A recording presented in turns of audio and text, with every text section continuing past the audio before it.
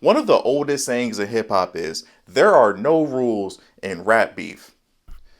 But at what point do we say something? So unless you've been living under a rock, you know that Cardi B and Nicki Minaj were in a very intense Twitter battle last week, and it got pretty embarrassing. I feel like in most rap beefs, you can usually look at what's going on and still get some jokes off. Like, you can usually laugh at one or either both of the people that's involved in the situation. But in this case, it was kind of hard to watch. It's kind of like the Chris Brown meme when the people started shooting. I'm gonna get back to Nicki and Cardi in a second, but at what point as a culture do we stop and say, enough is enough? Like, I've been a rap fan my entire life. I've been a part of hip hop culture my entire life. I don't know if I'm getting softer as I'm getting older. I don't know if I'm just becoming more mature. But over the years, as I've gotten older, there have been some moments in rap beefs where I was like, all right, this is going too far. And I'm not just talking about violence or death. The amount of people that we've lost as a culture over the years, whether the artists themselves or somebody in their inner circle, is pretty embarrassing when you think about it. And especially when you think about the fact that most of this stuff could probably be avoided and is usually over something stupid or a misunderstanding. The conversation around rap beef has been going on for years at this point, and I feel like for a majority of hip hop fans, they pretty much have the same thought process. As long as the rap beef doesn't get violent and nobody dies, I don't care. Which to me, that's kind of messed up, but as a fan of hip hop, I get it. Like, this entire video, I'm torn on this subject. Like, I'm kind of 50-50 on it, because for me, it's some moments in rap beefs where it's like, this isn't even fun anymore. But before you call me light skinned, before you call me soft, let me explain. Rap beef has always been a part of the culture. You got Ice Cube versus NWA, Tupac and Biggie, Nas and Jay, 50 and Game. It's been a thing in hip hop that's been going on for decades. I mean, just last year, we arguably watched the greatest rap beef of all time. It literally caused a civil war in hip hop, and it's still to this day forcing people to choose a side. I know we're all tired of talking about it at this point, but Drake and Kendrick have been taking shots at each other for years. But last year, when they fully engaged, it started off fun, and then it went sideways. For me personally, around Family Matters, Meet the Grams, Not Like Us, that's when things started to get heavy and eventually corny. As we all know, Drake has a lawsuit right now, and he's upset at the fact that a song calling him the P word was allegedly getting botted and forced everywhere. And then you have some people that are saying that Drake should just move on. It's not a big deal. This is just a rap battle. There's no rules in a rap battle. No man wants to have that label put on his name. That is one of the most evil and disgusting things that you could ever have on your name. But at the same time, Drake turned around and said that, Kendrick, you beat your girl. That son of yours, that's not your son. That's actually your best friend's. And then Kendrick came back and said, you are hiding another child. You have a daughter that you are hiding from everybody. And it's like, we're getting to a point where this is beyond rap. And it's like, people are talking about, well, one day, could Kendrick and Drake make up? Could they maybe go on tour together? Could they maybe do a song together? Nigga, hell no. If I'm both of them, I'm taking that hatred to the grave. But to say some of these things with absolutely no proof, and to say that a person is beating a girl, the child that they think is theirs is actually their best friend, and then the other person is having sex with underage women, for some people, they're like, well, it's cool. It's just hip hop. Joey Badass is one of my favorite rappers, and he had a big year where he pretty much battled an entire coast, but people forget. His battle 10 years ago with Troy Ave, this was the first battle that I remember watching and listening to where I found myself being like, all right, what are we doing? So all the way back in 2016, Troy Ave and Joey Badass had a stupid beef about who is actually independent. Stupid nigga shit. Joey Badass was part of a rap group named Pro Era, and they had a member named Capital Steez who committed suicide by jumping off of a rooftop.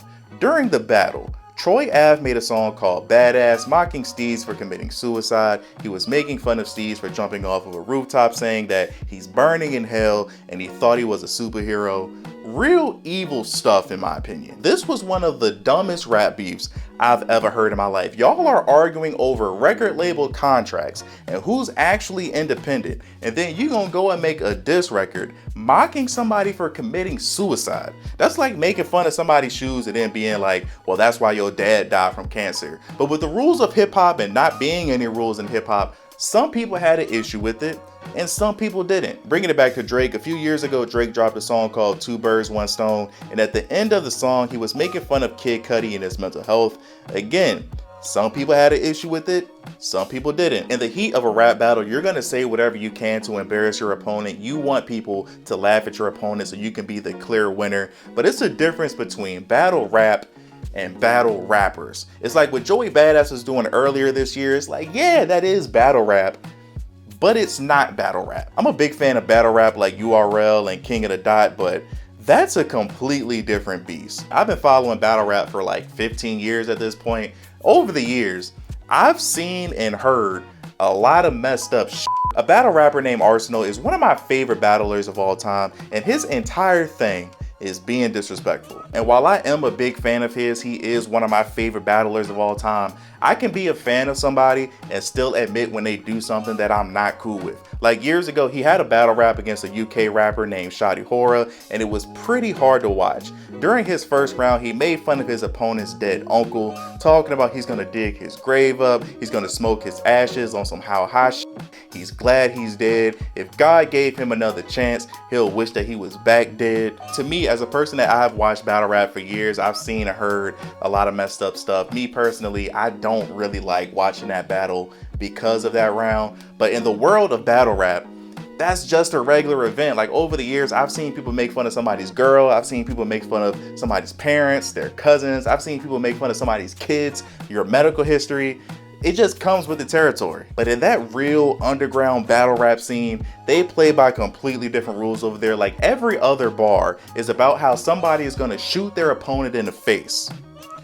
Which brings me to drill music. Drill music is kind of in a weird space because that's mainly street dudes talking to street dudes about street stuff. But I hated that era because a lot of record labels were purposely pushing music, heavily pushing music, highlighting young black people killing each other. Who I Smoke was a popular song that went viral. That song was everywhere, and I'm mad that it's so catchy. It samples the classic song 1,000 Miles, and I remember the first time that I listened to this song, I thought it was great. Like I thought the beat was catchy, I thought the lyrics are catchy, it was aggressive, it just worked. But then I started to really listen to the lyrics, I started to do a little bit of research, and the hook of the song are them talking about people that actually died.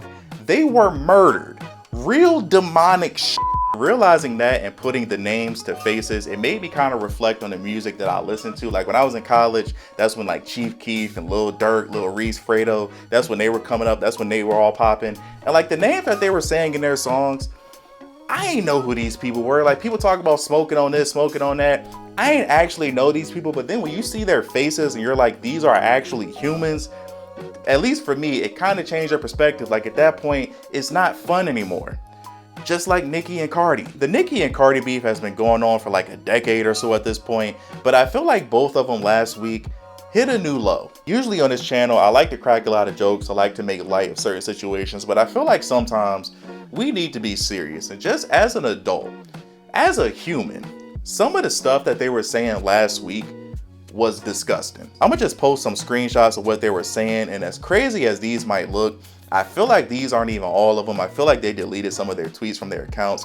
But Nicki was calling Cardi's baby Culture ugly. She called Culture a roach. She said Cardi is pregnant right now with another monkey. Cardi B made fun of Nicki Minaj's brother and her husband for their sexual assault history. She said Nicki Minaj was molested. She said Nicki had fertility issues. She was asking Nicki to meet up so they can fight. Don't forget, Cardi B is pregnant right now.